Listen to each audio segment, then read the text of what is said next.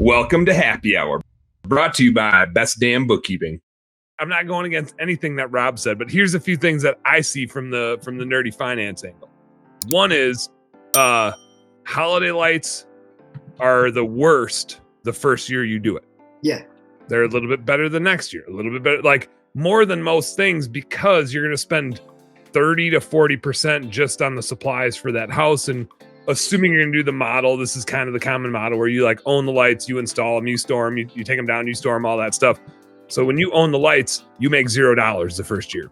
New clients, you make $0. How is that? I don't get that part though. Because so here's assuming you're spreading it across your entire business model. You spend 30 to 40% on supplies. You spend another 10 to 20% on labor. You spend another 5% on gas, merchant processing fees, bullshit other like cost of good customer damages and repairs because you got to go out and do a service call or replace some lights or whatever.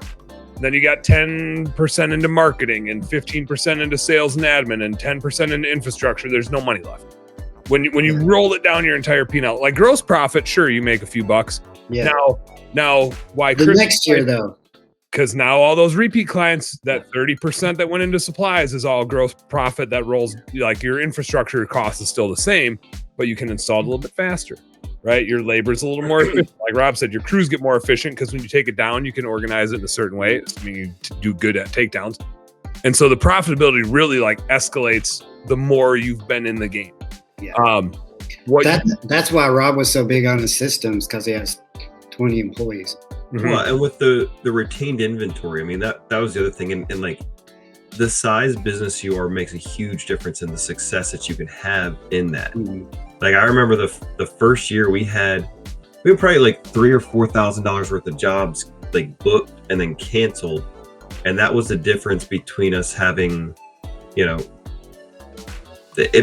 was less than $5,000, I think, in unused materials that I'm like, can I please take these back to you guys? Will you refund me? Like, can I return these back to the store? Like freaking out.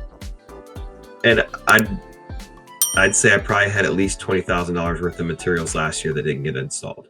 Mm-hmm. And I'm not worried about it all. I mean, like, but it's gonna crush your profitability this year, baby. All profitability is gonna be sick this year. I'm stoked about it because we needed it to be that way.